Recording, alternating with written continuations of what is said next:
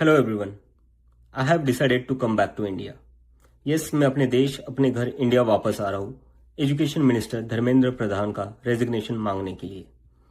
इतने दिन से आप सब देख ही रहे हो कि हम सोशल मीडिया पर आवाज उठा रहे हैं कि पेपर लीक के कारण जिन नीट के बच्चों ने सुसाइड की और जो लाखों स्टूडेंट्स की मेहनत बर्बाद हुई है, उसके लिए तो धर्मेंद्र प्रधान को रिजाइन करना ही चाहिए।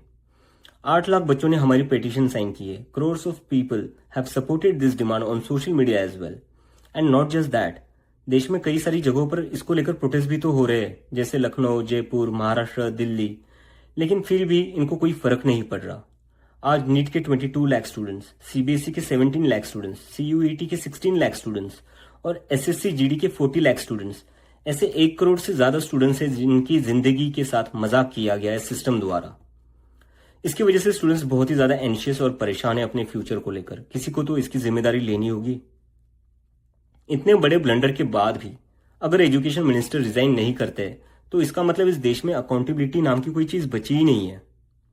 ऐसा लगता है कि सिस्टम जितनी चाहे उतनी गलतियां कर सकता है और उसके लिए कोई कॉन्सिक्वेंसेस है ही नहीं।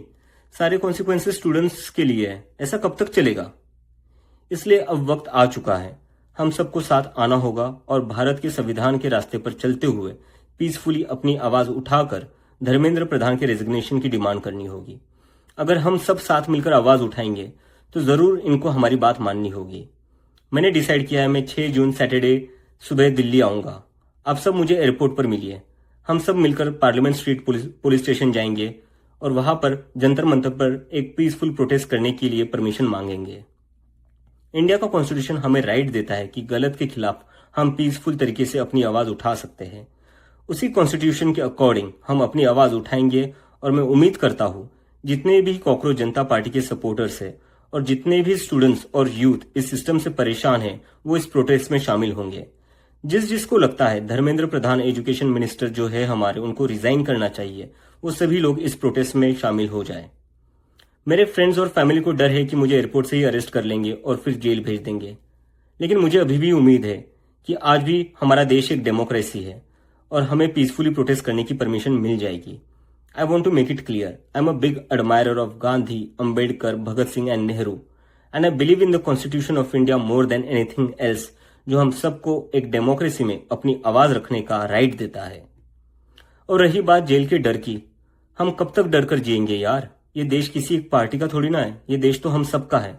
हमारे फ्यूचर का सवाल है, हमारे फ्यूचर बर्बाद हो रहा है और ये अब हम सबकी जिम्मेदारी है कि जब भी इस देश में किसी के साथ कुछ गलत हो तो हम सबको आवाज उठानी चाहिए in a very peaceful and democratic manner. मैं चाहता तो यहाँ यूएसए में जॉब लेकर आराम से रह सकता था। मुझे पिछले कुछ दिनों में कई जॉब ऑफर्स भी आई है, but I am not gonna take it as I have decided to come back to India because I love my country and I really want to do something for my country. हम सब आज जो कुछ भी है वो सब इस देश ने हमें जो दिया है उसी के कारण है और अब हमारी बारी है अपने देश के लिए कुछ करने की, क्योंकि अगर हम आज कुछ नहीं करेंगे तो कौन करेगा? कब तक हम वेट करेंगे कोई और आएगा, आवाज उठाएगा और हमें बचाएगा? सो जितने भी पीसफुल और कॉन्स्टिट्यूशन को मानने वाले कॉकरोचेस है, let's all come together to save the future of millions of students.